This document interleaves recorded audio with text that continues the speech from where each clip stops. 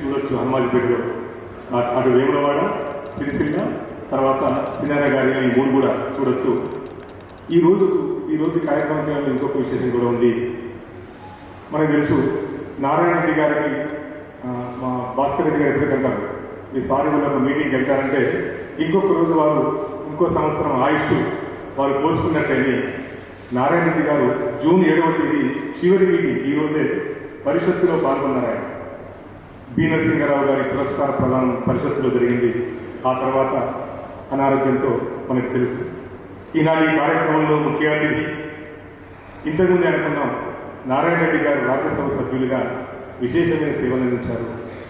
ఆయన రాజ్యసభ సభ్యులుగా ఉన్నప్పుడు కేంద్ర మంత్రిగా విద్యాసాగర్ రావు గారు అదే సభలో ఉన్నారు. ప్రధానిగా అటల్ బిహారీ వాజ్పేయి గారు అదే సభలో ఉన్నారు. అట్లా ఇటు ఊరు నుంచి, చదువుకున్న బడి నుంచి, ఆ తర్వాత సేవ చేసిన రాజ్యసభ వరకు కూడా విద్యాసాగర్ రావు గారు నారాయణ రెడ్డి గారితో సాన్నిధ్యం ఉంది. వారిని ముఖ్య అతిథి ప్రసంగం చేయాల్సిందిగా పెద్దలు విద్యాసాగర్ రావు గారిని సాధారణంగా ఆహ్వానిస్తున్నాం.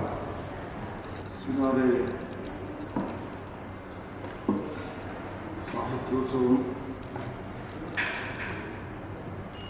శ్రీనారాయణ గారి గురించి చాలా విషయాల బట్టి చెప్పడం జరిగింది. జ్ఞానపీఠ పురస్కారాల గ్రహీత, పద్మభూషణ్ గౌరవ స్వీకర్త, రాజ్యసభ పూర్వ సభ్యులు. ఈరోజు సాహిత్యం తర్వాత వారితో ఉన్నటువంటి జ్ఞాపకాలు, అనువాదాలతో ఒక రోజంతా కూడా ఇక్కడ సమావేశం జరగబోతుంది. సాహితీ వాసన విలసితులైనటువంటి సోదరులు, సోదరిమణులు, తర్వాత కొంత విద్యార్థినులు వారందరూ హాజరవుతున్నారు. చాలా విషయాలు వారు తెలుసుకోబోతున్నారు. ఆచార్య గోపి గారు చెప్పినట్టుగా వారు ఏ విధంగా అయితే చిన్నప్పటి నుంచి చాలా సన్నిహితంగా ఉన్నారో ఆ భాగ్యం నాకు కలగలేదు. నేను కేవలం 25 సంవత్సరాల క్రితం మంత్రిగా ఉన్నప్పుడు రాజ్యసభలో, ఎందుకంటే వారు రాజ్యసభలో ఉన్నారు కాబట్టి, నేను రాజ్యసభకు వచ్చినప్పుడు అద్వానీ గారు, వాజ్పేయి గారు నాకు ఉన్నప్పుడు వారికి సన్నిహితంగా ఉన్నటువంటి రఘురామరాజు, త్రిపులారు అంటారు కదా, ఇప్పుడు ఆంధ్ర రాష్ట్ర అసెంబ్లీలో డిప్యూటీ స్పీకర్గా ఉన్నారు. వారితో పాటు యార్లగడ్డ లక్ష్మీప్రసాద్ గారు, వారు కూడా అప్పుడు ఉండేవారు. వారందరూ శ్రీనారాయణ గారికి తోడుగా ఉండేవారు. వారు నన్ను పరిచయం ఇచ్చినారు. ఎప్పుడు కలుస్తామా మేము ఇద్దరము, అప్పుడు మా ఇద్దరు నాపి ఒకరిని పరిచయం చేస్తామనేటువంటి ఆచరణ ఉండేది వారికి.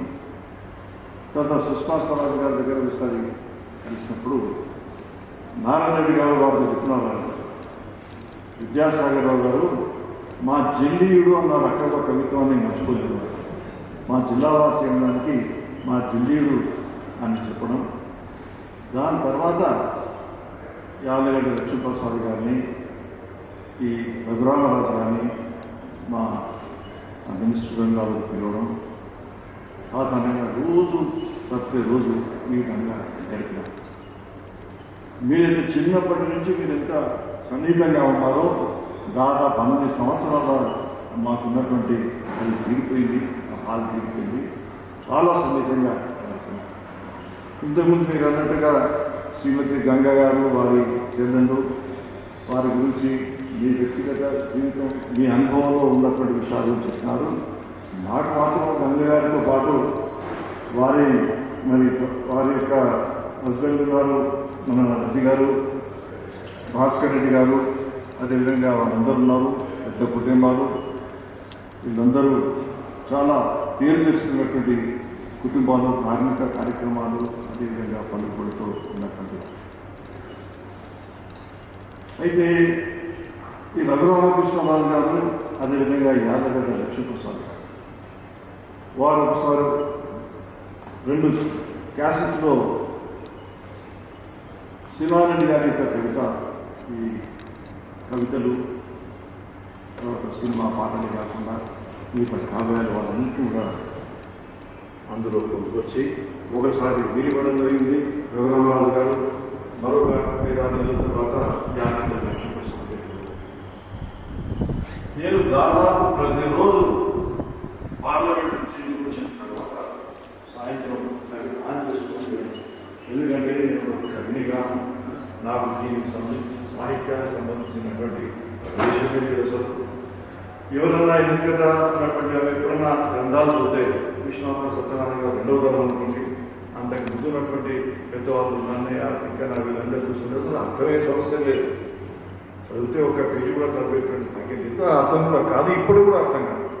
ఏదో మాట్లాడుతున్నారు కాబట్టి మాట్లాడుతున్నాను, కానీ ఈ భాష ఓపిక కూడా చాలా స్పష్టంగా రచనలు వారు చెప్పినా కూడా దాదాపు అర్థం చేసుకుంటే మా భాష చాలా సహజంగా వచ్చినటువంటి భాషలో పెరిగినటువంటి వాళ్ళు. కానీ నాకన్నా పెద్దవాళ్ళు, మా అన్నయ్యలైనా నాకన్నా 22 సంవత్సరాలు పెద్ద వాళ్ళకి అంటుంది శ్రీనారాయణ గారు. అయితే ఒకటి డాక్టర్ హనుమంతరావు గారు వారు 1954లో నిజాం కాలేజీలో ఉన్నప్పుడు ఒక ఆర్టికల్ రాస్తే తెలుగు భాష గురించి, తెలుగు భాష అవసరం, తెలుగు భాష ఆ మీడియం ఎంత అవసరం, అది ఏ విధంగా ఒక వెలుగుగా పనిచేస్తున్నటువంటి రాష్ట్రాన్ని వాళ్ళ యొక్క మ్యాగజైన్, ఆ మ్యాగజైన్లో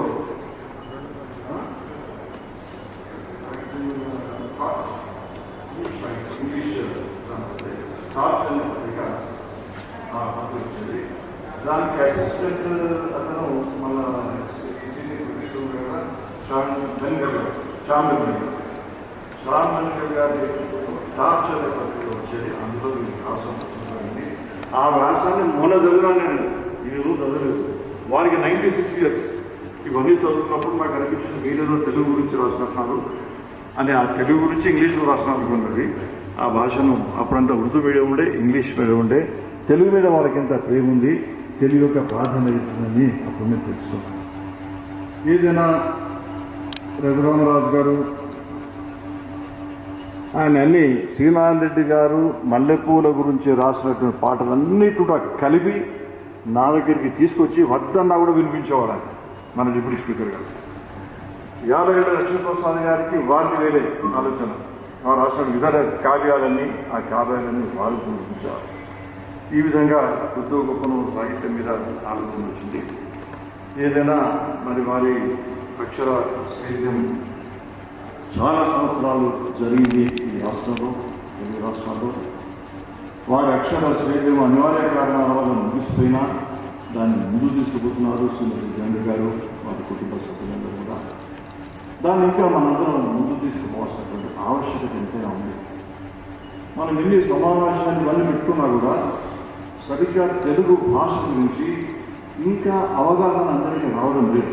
అంటే భాషలో పాండిత్యం కానీ, భాషలో నవలలో పద్యాలు సినిమా గేయాలు రావడం కాదు, అసలు తెలుగు భాష యొక్క ప్రాధాన్యత ఎవరికి ఉంది. ఈనాడు తెలుగు భాష వల్లనే మన సెక్రటరేట్ ఉంది, మన శాసన మండలి ఉంది, ఇంజనీరింగ్ డిపార్ట్మెంట్ ఉంది, మెడికల్ డిపార్ట్మెంట్ ఉంది, కాలేజెస్ ఉన్నాయి, అన్నీ ఉన్నాయి. వీటికన్నిటికీ ప్రధానమైనటువంటి విషయం ఏంటంటే పిల్లవాడు పుట్టిన తర్వాత నడక నేర్చుకుని నడుస్తాడాలి. కానీ నడక కన్నా ముందే తల్లి కడుపులో ఉన్నప్పుడే భాష నేర్చుకుంటాం, పండితాన్ని నేర్చుకుంటాం. తెలుగు భాషకు ఉన్నటువంటి ప్రాధాన్యత ఆ భాష వల్లనే ఆమె ఇంగ్లీష్ మీడియంలో ఉన్నా ఏ చదువులు చదివినా కూడా దానిలో మరి సక్సెస్ఫుల్ కావాలంటే, సఫలీకృతులు కావాలంటే మాతృభాషను దానికి మరి పునాది. మాతృభాషలా తెలియని వాడు మేధావి ఇప్పటికీ కాలేడు. మాతృభాషలో కనీసం 6వ తరగతి వరకన్నా చదువుకుని వాడు ఎవరు కూడా మేధావి వాడు ప్రపంచవ్యాప్తంగా కాలేదు అనేటువంటి ఆ విషయాన్ని మనం మర్చిపోతున్నాం. అందుకోసమే మనం ఈనాడు ఆలోచించవలసింది, మన హైదరాబాద్లో బిల్డింగ్లు కొలవలేదు, ఇటువంటి బిల్డింగ్లు ఎన్నో ఉన్నాయి, ఖాళీగా ఉన్నాయి.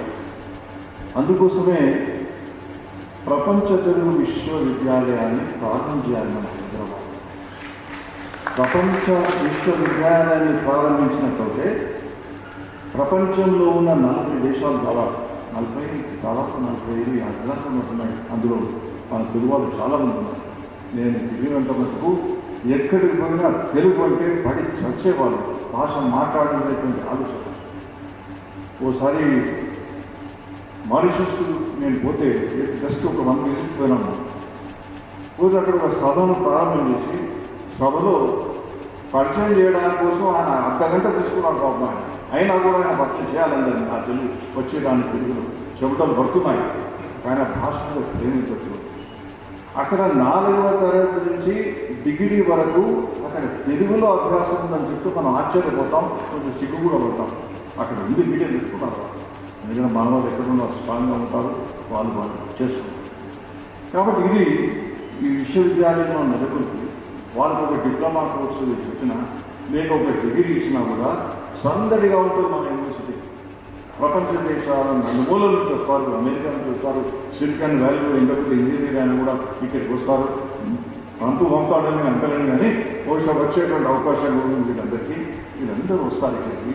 అక్కడ తెలుగు భాష మరి ప్రపంచవ్యాప్తంగా ఇంకా విస్తరించే అవకాశం. తర్వాత ప్రాచీన భాష హోదా మనకు వచ్చింది. తమిళకి వచ్చింది, కన్నడ కానివ్వండి, ఇవన్నీ తర్వాత మనమే ఉంటాం. కానీ నాడు లెక్కల ప్రకారంగా ఒక లెక్క ప్రకారంగా భారతదేశంలో మాట్లాడే హిందీ తర్వాత నెక్స్ట్ మనమే. కానీ మనం చాలా తక్కువ అంచనా వేసుకుంటున్నాం మన భాష గురించి. ప్రాచీన భాష హోదా రావడానికి కారణాలు ఎన్నో ఉన్నాయి. ఆంధ్రలో, తెలంగాణలో ఉన్నటువంటి ముఖ్య స్థానాలు, కవులు అవన్నీ ఉన్నాయి. తెలంగాణలో ఈ మధ్యన బాగా ప్రయత్నం చేసి కోటి లింగాలు కానివ్వండి, ఇక్కడ మన మధ్యన జనగామ ప్రాంతంలో ఉన్నటువంటి మధ్యన కవి గారి గురించి కానివ్వండి, కొన్ని విశిష్టమైనటువంటి ఆలోచనలు తీసుకుపోవడం వల్ల ఇంకా ఆ కోర్టులో కేసు ఉండింది సుప్రీం హైకోర్టులో. దానివల్ల మనకు ప్రాచీన హోదా దక్కింది. అయితే ప్రాచీన భాష విశిష్ట కేంద్రం అంటే the centre of excellence for studies in classical languages అనేది మైసూర్లో ఉంటుంది ఆఫీస్. అంటే మైసూర్ అక్కడి నుంచి విశాఖపట్నం ఒక ఇచ్చినారు, ఆంధ్ర తెలంగాణ కలిసినారు. తర్వాత రీఆర్గనైజేషన్ స్టేట్ రీఆర్గనైజేషన్స్ అయినప్పుడు మరి ఇక్కడ కూడా కేంద్రం ఉండాలి. ఆంధ్రలో ఉండాలి, తెలంగాణలో ఉండాలి. శ్రీరామరెడ్డి గారి రచనలో తెలంగాణ, కోస్తా, రాయలసీమ పదబంధాల సమాహారమే ఆయన పాటలు గీతాలు అందరికీ. ఈ పదబంధ సమాహారం కంటిన్యూ కావాలంటే, ముందుకు కొనసాగాలంటే ఇక్కడ విశిష్ట కేంద్రం ఖచ్చితంగా ఉండాల్సినటువంటి అవసరం ఉంది, ఉండడం చాలా అవసరం.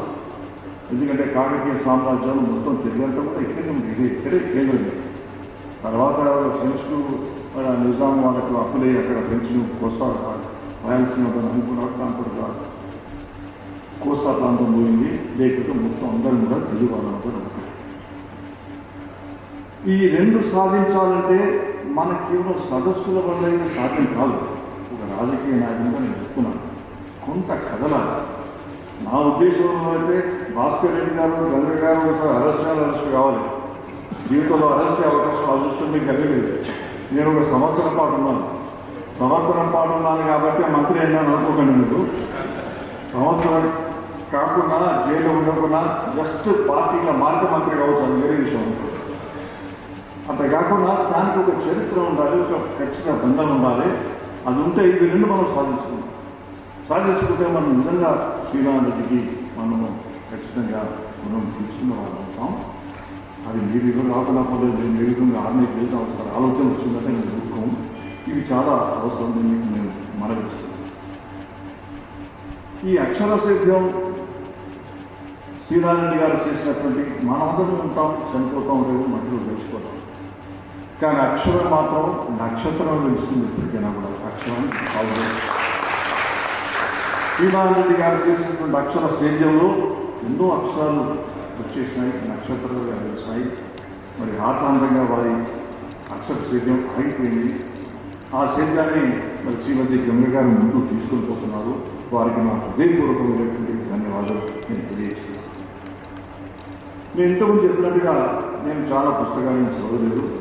జైల్లో ఉన్నప్పుడుగా మాత్రం ఏం పనులు కాబట్టి రచన చేయాలి అది అని అనుకుని చేశాను. మా సముద్రాల నాగేశ్వర గారని కరీంనగర్లో మా గురువు, రాష్ట్రీయ స్వయం సేవక సంఘాలకులు చాలామంది కరీంనగర్ వాళ్ళు తెలుసు. టీవీ నరసింహరావు గారు కానీ, రాజేశ్వరరావు కానీ, కమ్యూనిస్టు, కాంగ్రెస్ వాళ్ళందరూ కూడా తెలుసు. నా అసలు మా సిహెచ్ రాజేశ్వరరావు గారు కమ్యూనిస్ట్ లీడర్ మీ అందరికీ తెలుసు. ఎన్నోసార్లు రాష్ట్ర శాసనంలో రాయించిన వ్యక్తి వారు. దీని కరీంనగర్లో ఉన్నటువంటి మా గురువు గారి గురించి రాయడం జరిగింది. నాగేశ్వర గారి గురించి, సముద్రాల నాగేశ్వర వారు కమ్యూనిస్టు, వీరు ఆర్ఎస్ఎస్. అయిన ఒక 2 పేజీలు రాస్తే దాన్ని మళ్ళీ నేను ప్రచురించాను. దానికి వారి కుమార్తె గారు వారు మనం ఈనాడు కార్యక్రమానికి రావడం జరిగింది. వారు కూడా దాన్ని వారు చూసి చాలా మందికి పంపించారు. అయితే ఈ అక్షర సేద్యంలో ప్రతి సంవత్సరం వర్షాకాలం వస్తే వర్షం పడితేనే రత్నాలు బయటకు వచ్చినప్పుడు రాయలసీమ వాళ్ళందరూ ఉత్తర రాయలసీమ దీపావళిలో పోతుంటారు. ఒంగోలు, ఇతర ప్రాంతాలు ఇక్కడ రత్నాలు దొరుకుతాయి. కానీ శ్రీనారాయణ రెడ్డి గారు ప్రతి సంవత్సరం ముగిస్తేనే మనొక రత్నాల ఓ సమాహారాన్ని మనకు అందించాం. వాళ్ళ పుస్తకాన్ని అందించాం. నేను ఇప్పుడు వస్తున్నప్పుడే నాకు మా ఇంట్లో ఆ పుస్తకం నా టేబుల్ పైన ఉంటే నేను తీసుకుని వచ్చినాను. నాకు పోయినసారి ఇచ్చిన సమన్వయం, నారాయణ రాసినటువంటి సమన్వయం. ఈ సమన్వయం అనేటువంటి పుస్తకంలో వారు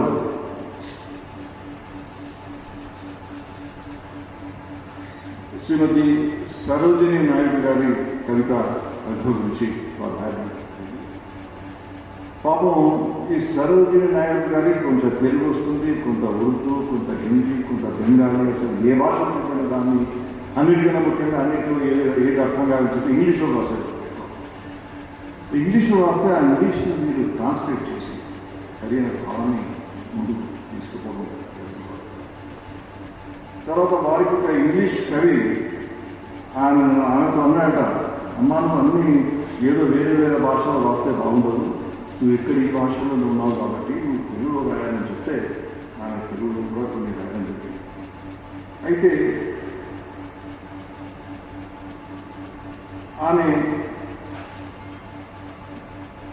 ప్రయాణ రాధన అని తెలుగులో ఆమె రచనను ఇది ట్రాన్స్లేట్ చేసింది. ఇవాళ మనం అనుకుంటున్నాం కదా శ్రీనారాయణ గారి గురించి, ఆమె రచనల గురించి, మన అనువాదాల గురించి. ఈ చక్కగా ఈ పుస్తకంలో నాకు ఎందుకు అనుకోకుండా ఇక్కడ వచ్చే ఉందే దొరికింది. అందులో సరోజిని ప్రయాణ కవితలో ఆవేశం ఆత్మార్పణంగా అభివ్యక్తమవుతుంది. ఈ వ్యాసంలో ఇచ్చిన తెలుగు ఉదాహరణలు సరోజిని ఆంగ్ల కవితలకు నేను చేసిన అనుసృజనలు, అవి ముత్యాల కోకిల అనే సంపుటిగా వెలువడ్డాయి.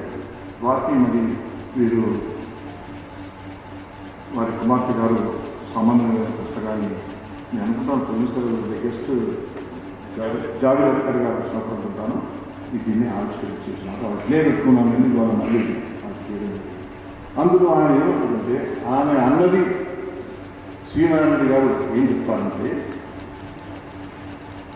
తీసుకో నా మేని కండలను, అంటే సరోజిని ప్రణయ కవితలో ఆవేశం ఆమె యొక్క అభివ్యక్తమవుతుంది, ఆమె యొక్క ఆత్మను ఆవిష్కరిస్తుంది.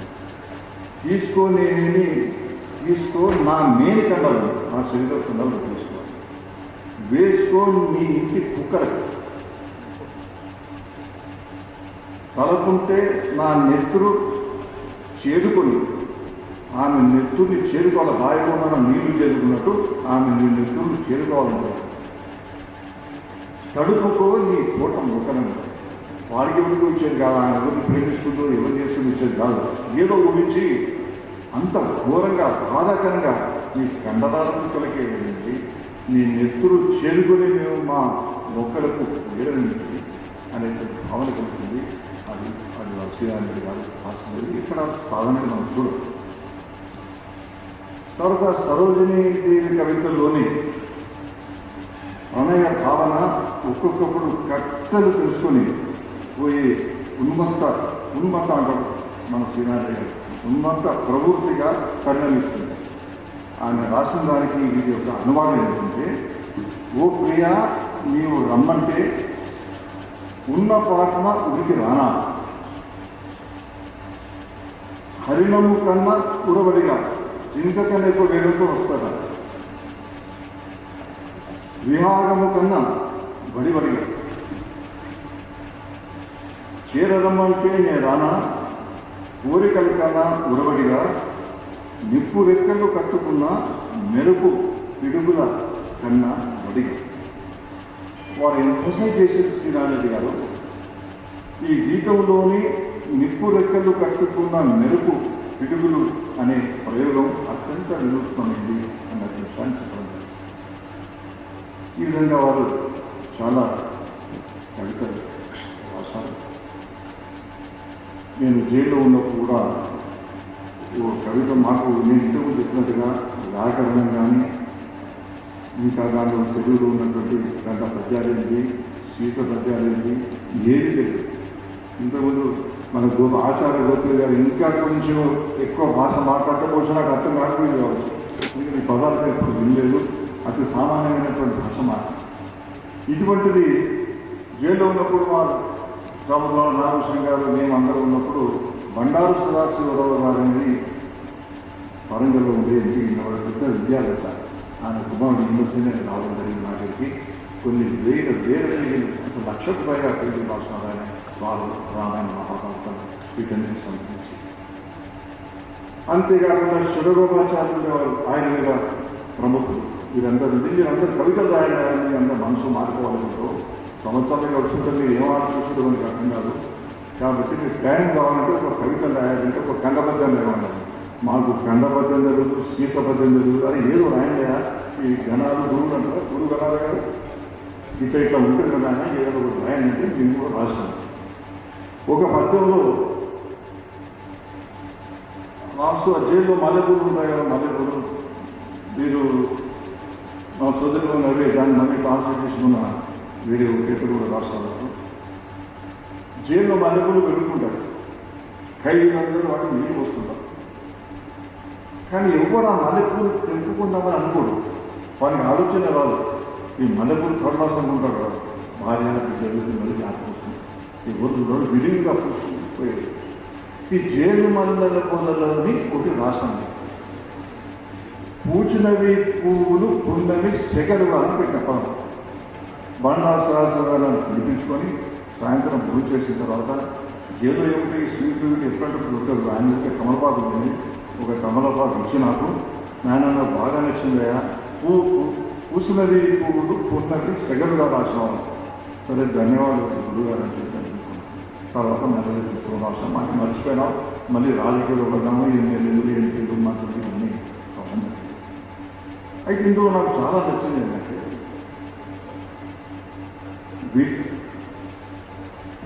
వివేచన తత్వలు వివేకానందుడు అనేటువంటి ఒక రాష్ట్రం. దాని మీద మీరు చాలా గొప్పగా రాసింది ఏంటంటే కన్యాకుమారి మీద వివేకానంద గురించి రాస్తాను.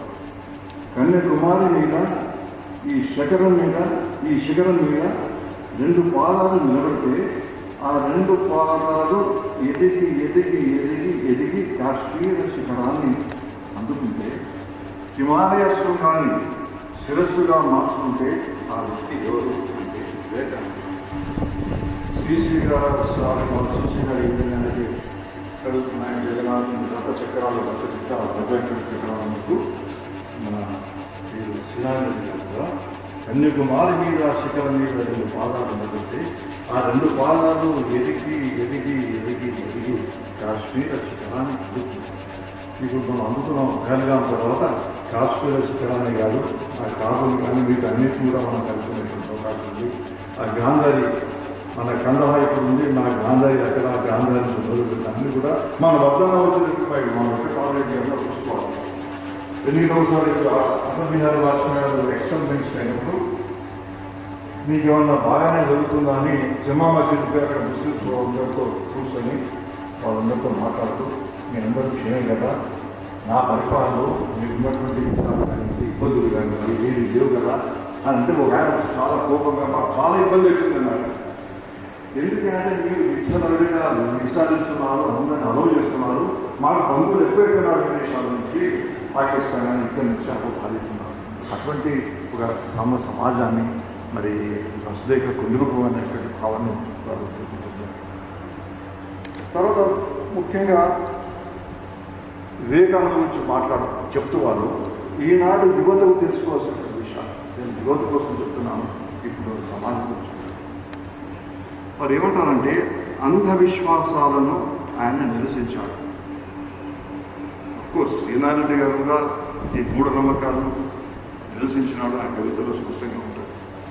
కానీ వివేకానందుడు కూడా ఏకం సత్విప్రా బహుదా వదంతి అన్నాడు. ఆయన వివేకానందుడు అన్ని మొదలని పిలిచి సద్గురు విశ్వజనీయమైనటువంటి ఒక శ్లోకాన్ని ఒక పదాన్ని రాశారు. ఏకం సత్విప్రా బహుదా వదంతి. దాన్ని మనం తెలుసుకోవాల్సిన అవసరం ఉంది. ఎవడు ఏం ఆలోచిస్తున్నాడో అర్థం కావడం లేదు, ఏ పాట వాడు ఏం ఆలోచిస్తున్నాడో అర్థం కావడం లేదు. శ్రీనారాయణ గారు దాన్ని చాలా చక్కగా చెప్పి అంధవిశ్వాసాలను ఆయన నిరసించాడు. అంధవిశ్వాసాల్లో పడిపోవడం కంటే నాస్తికుడు కావడం మేలన్నాడు. వివేకానంద అన్నాడు, బహుశా మీకు ఎంతో చోటు కానీ మొత్తానికి మీకు పరిశోధించి రాసినారు శ్రీనారాయణ. నాకు చాలా ఆశ్చర్యం కలిగించే రేషనల్ రివ్యూ హేతుబద్ధమైన దృక్పథాలు వివేకానంద లక్ష్యంలో చూశాను. ఒక రాడికల్ యూత్, ఒక హేతువాది అయిన యువకుడు కూడా అనడానికి వెలుదీసే విప్లవాత్మకమైనటువంటి అభిప్రాయాలు చెప్పారు. ఆ రోజుల్లో 1900 శతాబ్దం చివరి భాగంలో వారు చెప్పడం జరిగింది. దాస్యంలో భారతదేశం కూలిపోతున్న రోజుల్లో ఈ విషయాన్ని అది వివేకానంద మన పాత్రలో చెప్పడం జరిగింది. అంతేకాకుండా మన యువకులు కూడా ఉన్నారు. మనకు సాధారణంగా తెలిసేది ఏంటంటే వివేకానంద ఉన్నాడు, మనందరికీ ఉక్కు కండరాలు కావాలి, తర్వాత ఇనుప కండరాలు కావాలి, ఉక్కు నరాలు కావాలి. ఇదే బాగా మాట్లాడుతూ అన్ని మీటింగ్లు చెప్తున్నాం. కానీ వివేకానందుడు అన్న విషయాన్ని మీరు ఒకటి శ్రీనారాయణ గారు ఒకటి వెలికిస్తున్నారు. ఏమన్నారంటే మేకల కంఠాలకు సింహాలకు గొంతులు తగిలించాలని చెప్పాడు. మన మేకల్లో ఉండడానికి వీలుదైనా దానికి తలకాయ శివం ముఖం. తర్వాత ఈ విషయాలన్నీ కూడా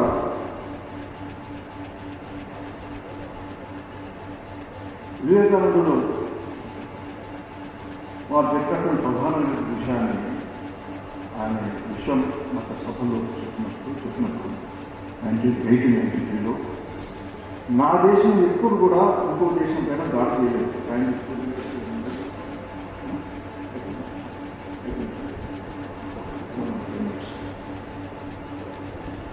ఈ దేశ ప్రజలు తెలుసుకోవాల్సినటువంటి విషయం, యువకులు తెలుసుకోవాల్సినటువంటి విషయం.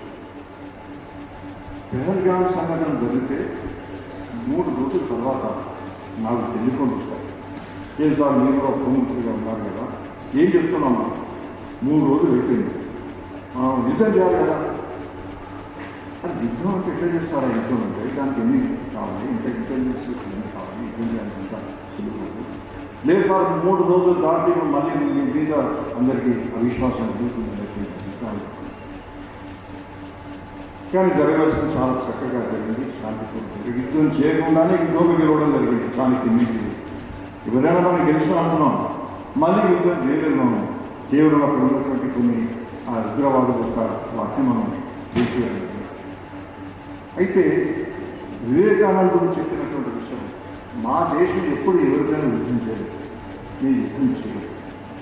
అంతేకాకుండా యుద్ధం వల్ల ఎవరైనా నిర్వాసితులైతే ఆ నిర్వాసితులైన వారు మా దగ్గరికి వస్తే వాళ్ళని మేము స్వీకరిస్తాం, ఇంక్లూజివ్నెస్ భాగంగా కలుపుకొని పోతాను అనేటువంటి భావన చెప్పింది శ్రీనారాయణ గారు. చాలా స్పష్టంగా అంధవిశ్వాసాలు కాదు, ఇటువంటి వివేకాన్ని చెప్పిన విషయం తెలుసుకోవాలని చెప్పారు. మీ అందరికీ తెలుసు, ఇరాన్లో అప్పుడు ఇరాన్ పైన ఇస్లామిక్ తీవ్రవాదులు దాడి చేసినప్పుడు అక్కడ ఉన్నటువంటి పార్సీలను వాళ్ళు ఫైర్ని నమ్ముకున్న వాళ్ళు వారందరినీ కూడా వెలివేయడం జరిగింది, తరిమి వెళ్ళలేదు. పార్సీలందరూ కూడా వస్తే మన భారతదేశం వాళ్ళను ఆదుకొని తక్కువ చేసుకొని వాళ్ళని దాచుకున్నాం. అందులో ఎంతోమంది పండితులు, ఎంతోమంది ఫిలాంథ్రపిస్టులు, మన టాటా అన్నవాడు ముందు చనిపోయినటువంటి ఎంతోమంది యుద్ధం చేసేది పార్సీ. ఆ పార్సీలందరూ ఈ దేశాన్ని గురించి ఎంతో గొప్పగా చెప్పుకుంటారు.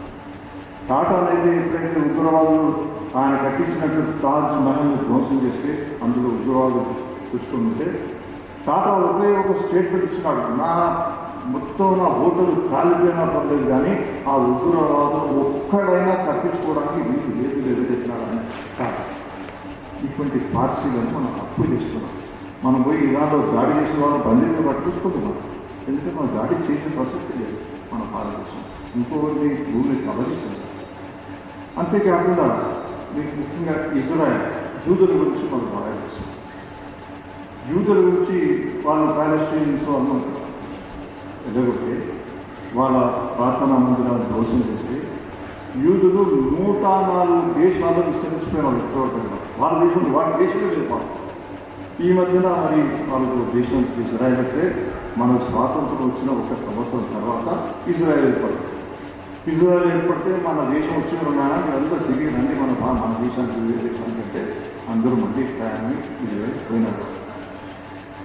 ఇజ్రాయెల్ పోతే అక్కడ ఉన్నటువంటి కౌన్సిలేట్ వాళ్ళ ఒక మొత్తం వాళ్ళ కాన్స్టిట్యూషన్ మొదటి పేజీ మన భారతదేశానికి డెడికేట్ చేసినారు.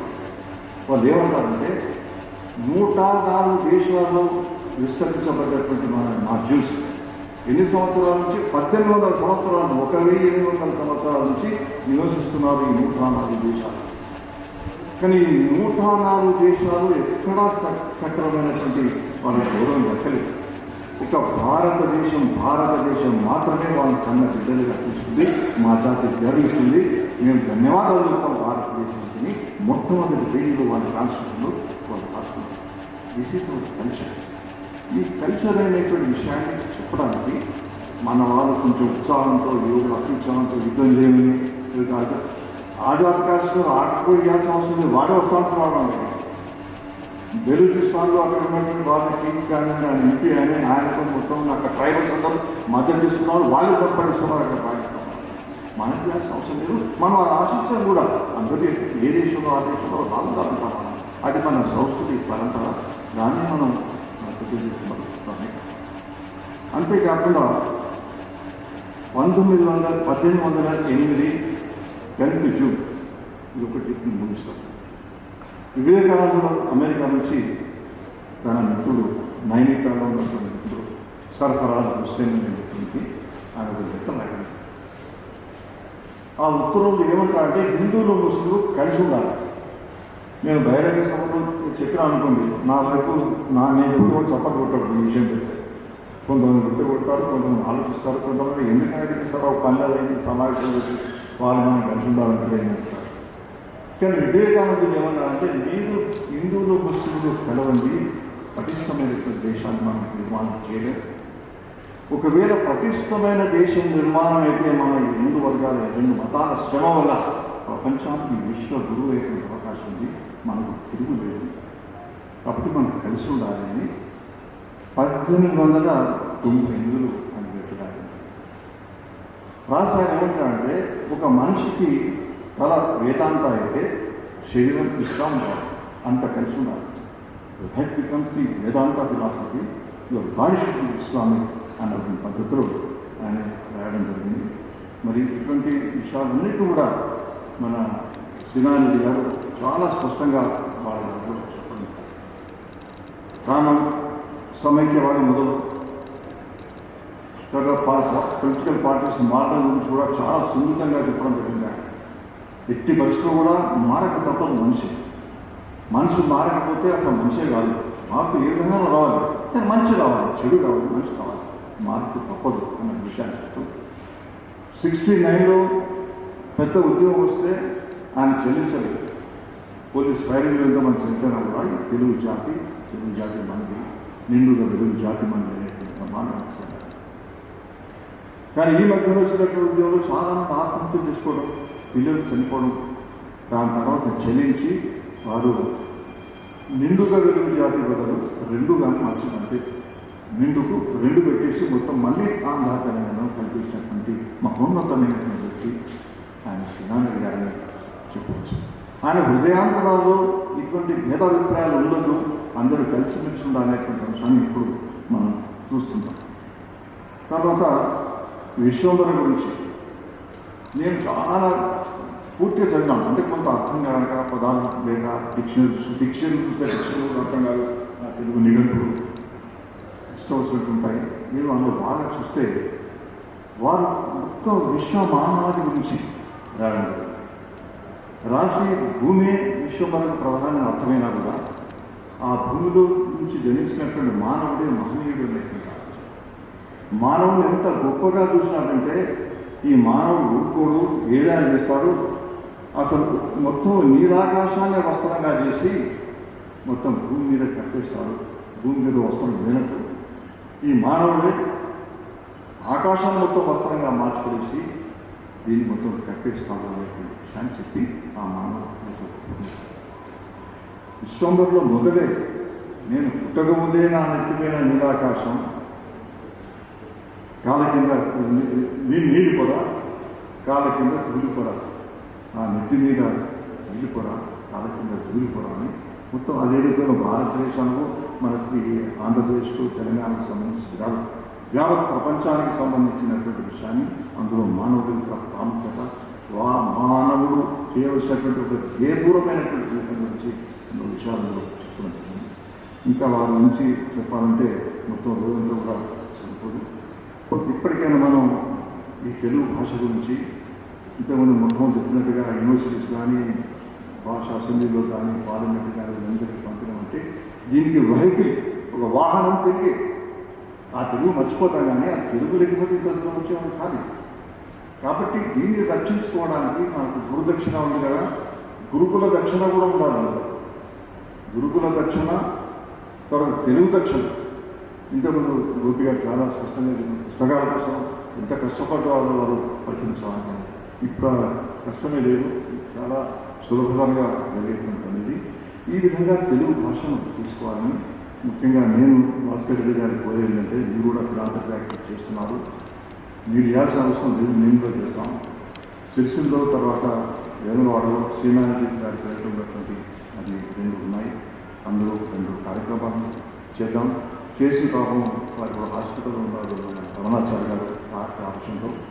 వారి ఆలోచన ఏంటంటే ఈ శతకాలమే కదా, సుమతి శతకాలన్నీ కూడా గ్రామాల్లో పోయి చదివించాలన్న పిల్లలకు చదివించి దీన్ని వాళ్ళ మెదడులో చొప్పించినట్లయితే వాళ్ళు పిహెచ్డీ చేసినప్పుడు దీన్ని మంచిగా అటువంటి ఒక స్కూటర్ ఇచ్చి ఒక వ్యక్తిని ఇస్తే ఒక మండలం ఒక వారంలో తిరిగేస్తారు. ఎక్కడ పిల్లలు కనబడితే అక్కడ చెప్పడం, వాళ్ళకి జాకెట్ ఇచ్చుకోవడం, ఇటువంటి కార్యక్రమాలు చేద్దామనే విషయం చెప్తున్నారు. ఇంటర్ హాస్పిటల్ కూడా జరిగింది. ఈ 2 కార్యక్రమాలు చేద్దాం. నేను ఇంకా ఎక్కువ చెప్తుంటాను. మా దాంట్లో ఈ రాజకీయ వ్యవస్థ, ఈ కాంట్రాక్టర్ వ్యవస్థలో ఒక కోటి రూపాయలు ఖర్చు పెట్టినా కానీ కంప్లీట్ కాలేదు. నేను అందులో భాగంగా యూనివర్సిటీ కానీ ఇంకా మన దగ్గర ఉన్నటువంటి పెద్ద గతంలో సినారెడ్డి గారికి ఒక ప్రత్యేకమైనటువంటి డిజిటలైజేషన్ తర్వాత అక్కడ ఉన్న స్టేడియంలో ఉంది, దాంట్లో పిక్చరైజేషన్ ఉండేట్టుగా అందరూ కూడా చెప్పడానికి ప్రయత్నం చేస్తున్నాం. ఇప్పుడు అయిపోయింది. అయిపోయిన తర్వాత కాంట్రాక్టర్ తీసేసి మళ్ళీ కొత్త కన్స్ట్రక్షన్ పూర్తి చేస్తామని.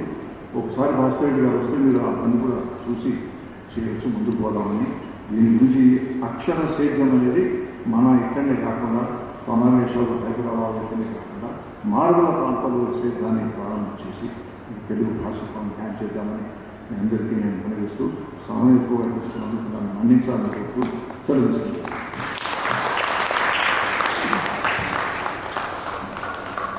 ధన్యవాదాలు సార్. ఈ బిల్డింగ్లో కార్యక్రమాన్ని మొదలుపెట్టుకున్నప్పుడు చాలా అనుమానాలు. కార్యక్రమం మా వైపునే అరగంట ఆలస్యంగా మొదలైంది ఏర్పడుతుంది. కారణం ఏంటంటే ఇది హిస్టారికల్ బిల్డింగ్, వారసత్వ సంపద. ఏ చిన్న ఈవెన్ కింద కార్పొరేట్ లేకుండా కుర్చీ వేయడం కూడా ఇబ్బంది. ఈ అన్ని అంశాన్ని అధిగమించేందుకు ఒక అరగంట ఆలస్యం అయింది, క్షమించాల్సిందిగా కోరుతున్నాం. ముగింపుకు వచ్చినాము. ఈనాటి కార్యక్రమంలో ముఖ్య అతిథి మాన్యులు విద్యాసాగర్ రావు గారిని జ్ఞాపకంతో అందించాల్సిందిగా ఆచార్య సూర్య ధనంజయ గారిని కోరుతున్నాం.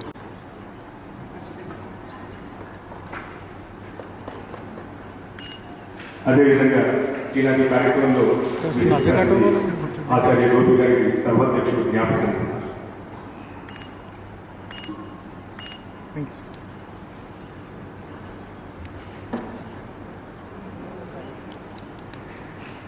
మాన్య విద్యాసాగర్ రావు గారిని సూర్య గారికి జ్ఞాపకాన్ని ఇచ్చాల్సింది కోరుతున్నాను. శ్రీమతి నివానిపూర్ శ్రీవాణి గారు ప్రార్థన గీతాన్ని ఆలపించారు. వారు విద్యాసాగర్ రావు గారి చేతుల మీద జ్ఞాపకం తీసుకోవాల్సిందిగా ఆహ్వానిస్తారు. దానికి టీ బ్రేక్ అనుకున్నాం కానీ ఒక గంటలో కార్యక్రమం చూసినట్లయితే అందరం కలిసి భోంచేద్దాం. మా ఆహ్వానాన్ని మన్నించి విచ్చేసిన మాన్యులు శ్రీ సిహెచ్ విద్యాసాగర్ రావు గారికి, ఆచార్య ఎన్ గోపి గారికి, ఆచార్య సూర్య ధనంజయ గారికి ధన్యవాదాలు.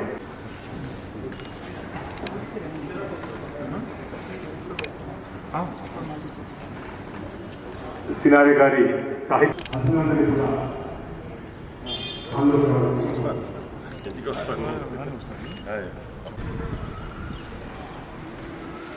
లేకుండా నాదం ఎలా పలుకుతుంది, ఏ స్పందన లేకుండా హృదయం ఎలా బతుకుతుంది. మరి అటువంటి స్పందన నిరంతరం సాహిత్యంతో స్పందిస్తూ ఇందాక ఉదయం నుంచి పెద్దవాళ్ళు చెప్పినట్టుగా అక్షరం నక్షత్రమై వెలుగుతుంది అన్నారు విద్యాసాగర్ రావు సార్ ఇందాక. అటువంటి వేల పుటల కావ్యాలను, కవిత్వాన్ని, పరిశోధనను వెలువరించినటువంటి ఒక మహాకవి సినారే గారు. మూడు అక్షరాలుగా ముద్దుగా పిలుచుకునేటటువంటి సినారే గారు తెలంగాణ మట్టి నేలను మరి ప్రపంచవ్యాప్తం చేసినటువంటి గొప్ప మహానుభావులు. ఇదంతా కూడా సినారే గారు నడియాడిన నేల. ఆర్ట్స్ కాలేజ్ మెట్లెక్కిన మొదటి అంతస్తు ఎక్కి తెలుగు శాఖకు వెళ్ళి అక్కడ సార్ కూర్చున్నటువంటి రూములో ఇప్పటికీ ఆ కుర్చీ వేసి ఉంటుంది అలా వారి గౌరవార్థం. అలా తెలుగు శాఖకు మరి హెడ్ ఆఫ్ ది డిపార్ట్మెంట్కి వెళ్ళినప్పుడు జ్ఞానపీఠ అవార్డు గ్రహీతల ఫోటోల్లో విశ్వనాథ్ గారి పక్కన సినారే గారి కళ్ళు విద్యార్థులకు ఆశీస్సులు అందిస్తున్నాయా అన్నట్లుగా ఉంటాయి. మరి ఈ ఉమెన్స్ కాలేజీ అయినా, నిజాం కాలేజీ అయినా, సైఫాబాద్ పీజీ కాలేజీ అయినా, ఈ మన కూతబెట్టి దూరంలో ఉన్నటువంటి తెలంగాణ సారస్వత పరిషత్ అయినా వారు నడయాడిన నేల, వారు నడిచినటువంటి ఈ నేల, ఈ గాలి, అదే నేలలో మనం నిరంతరం తిరగాడుతున్నటువంటి ఈ నేలలో సినారే గారి విశేషమైనటువంటి పూర్తిని ప్రేరణగా పొందుతూ వారి స్మరణలో ఈరోజు మరి ఈ సమావేశాన్ని నిర్వహించుకుంటున్నాం. ఆలస్యానికి చింతిస్తూ ఈ ప్రస్తుత సమావేశం డాక్టర్ సినారే సాహిత్య సమాలోచన. మరి వారి శిష్యులు వారి దగ్గర శిష్యరికం చేసి ఈనాడు ఒక గొప్ప ప్రతిభావంతులుగా మరి వెలుగొందుతూ ఉన్నటువంటి ఆ శిష్య పరంపరలో భాగంగా ఈ మొదటి సమావేశానికి శిష్యులు, ఆత్మీయులు అందరూ వచ్చారు. అధ్యక్షత వహించవలసిందిగా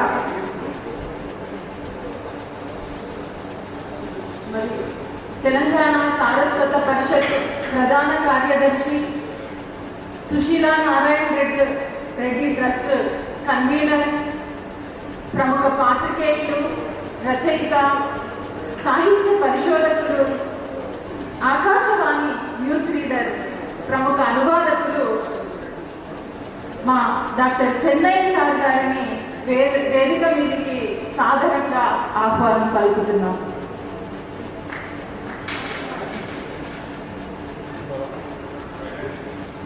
వీరు పొట్టి శ్రీరాములు తెలుగు విశ్వవిద్యాలయంలో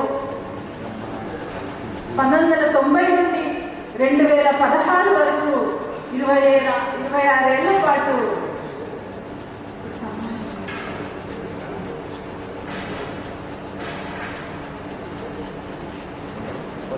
మరి ఈ సమావేశానికి గేయ కవిత్వంపై ప్రసంగం చేయడానికి ఇచ్చేసినటువంటి డాక్టర్ నందిని సుధారెడ్డి సార్ గారిని వేదిక మీదకి సాధారణంగా ఆహ్వానం పలుకుతున్నాం. తెలంగాణ సాహిత్య అకాడమీ తొలి అధ్యక్షులుగా ఉండి చరిత్రలో కనీ విని ఎరగనట్లుగా ప్రపంచ తెలుగు మహాసభలను నిర్వహించి విజయవంతమయ్యారు. మణిదశ తెలంగాణ ఉద్యమంతో మమేకమై నాగేటి సార్లల్లో నా తెలంగాణ అంటూ వారి పలు రచనల ద్వారా ఉనికిని, తెలంగాణ అస్తిత్వాన్ని ప్రపంచానికి చాటి చెప్పారు. మంచిరా రచయితల సంఘం, తెలంగాణ రచయితల సంఘం వంటి సంస్థలకు వ్యవస్థాపక అధ్యక్షులుగా ఉన్నారు.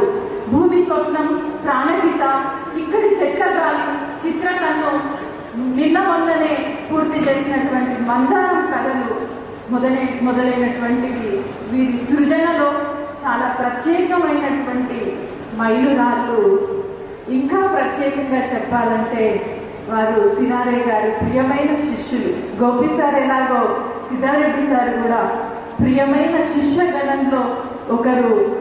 మరి గురువు గారు యూనివర్సిటీలో ఇక్కడే పదవుల్లో బందీ అయిపోతాడనేమో సారు సిద్దిపేట నేలలో అక్కడ సారంటే ఒక వ్యక్తి కాదు, ఒక వ్యవస్థ.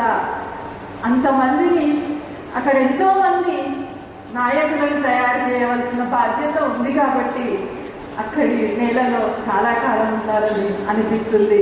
వారికి సాదర స్వాగతం. సినీ గేయాలు అన్న అంశంపై ప్రసంగించడానికి ఇచ్చేసినటువంటి ప్రముఖ పాత్రికేయులు డాక్టర్ రెంటాల జయదేవ్ గారిని వేదిక మీదకి సాదరంగా ఆహ్వానం పలుకుతున్నాం. వీరు పాత్రికేయులు, రచయిత. ఈ మధ్య కాలంలో రాసినటువంటి మన సినిమా అవార్డుని బహూకరించింది. ముఖ్యంగా వీరి తండ్రి దగ్గర నుంచి నేర్చుకున్నటువంటి సంస్కారం, తండ్రి రెంటాల గోపాలకృష్ణ గారి దగ్గర నేర్చుకున్నటువంటి క్రమశిక్షణ వీరిని ఇలా విశేషంగా ముందుకు నడిపిస్తుందని చెప్పొచ్చు. మరి మరొక అతిథి సినారే వచన కవిత్వం అన్న అంశం మీద ప్రసంగించడానికి తెలుగు విశ్వవిద్యాలయం పూర్వ రిజిస్ట్రార్ ఆచార్య టి గౌరీశంకర్ గారిని వేదిక మీదికి ఆహ్వానం పలుకుతున్నాం సాధారణంగా. ఈనాడు మనం సురవరం ప్రతాపరెడ్డి విశ్వవిద్యాలయంగా కొనసాగుతున్నటువంటి ఈ విశ్వవిద్యాలయంలో పూర్వం సారు 4 సార్లు రిజిస్ట్రార్గా పనిచేస్తారంటే ఎంత గొప్ప పరిపాలనా దక్షులో మనకు అర్థమవుతుంది. సార్ ప్రత్యేకత ఏంటంటే సినారే సార్ దగ్గరనే ఎంఫిల్ చేశారు, సినారే సార్ దగ్గరనే పిహెచ్డి చేశారు. వారితో కలిసి పనిచేసేటటువంటి అవకాశం కూడా వారికి చాలా కాలం పాటు, సుదీర్ఘ కాలం పాటు అదృష్టం లభించిందని చెప్పొచ్చు. మొదటి తెలుగు ప్రపంచ మహాసభల నుండి మొన్నటి ప్రపంచ తెలుగు మహాసభల దాకా మరి అన్ని ప్రపంచ తెలుగు మహాసభల్లో కలిసి పనిచేసినటువంటి వారి సేవలు మరి విశేషమైనవి. రేపటి మనిషి, అక్షరాస్త్రాలు అనే కవితా సంపుటులు వీరి కవితా సృజనకు చక్కటి ఉదాహరణలు. మరొక అతిథి డాక్టర్ సినారే పరిశోధన అన్న అంశంపై ప్రసంగించడానికి ప్రముఖ కవి, ఆచార్యులు, కవి సంధ్య నిర్వాహకులు ఆచార్య శిఖామణి గారిని వేదిక మీదికి సాదరంగా ఆహ్వానం పలుకుతున్నాం. వీరి అసలు పేరు కర్రె సంజీవరావు. కర్రె సంజీవరావు సార్ కేంద్ర సాహిత్య అకాడమీ తెలుగు సలహాదారులుగా బాధ్యతలు నిర్వహించారు.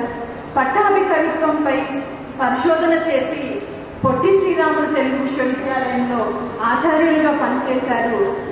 మువ్వల చేతికర్ర, చెలగొయ్య, గిజిగాడు, హోరుగాలి, కిర్రు చెప్పుల భాష వంటి ప్రముఖ కవితా సంపుటాలను వెలువరించారు. సాహిత్యంలో తనదైనటువంటి ఒక ప్రత్యేక ముద్రను కలిగి ఉన్నారు. మరి వేదిక మీద ఉన్నటువంటి పెద్దలకు మరొక్కసారి స్వాగతం పలుకుతూ ఈ సమావేశాన్ని కొనసాగించవలసిందిగా చెన్నయ్య సార్ని వేడుకుంటూ నాకు ఈ అవకాశం ఇచ్చినందుకు ధన్యవాదాలు తెలియజేస్తూ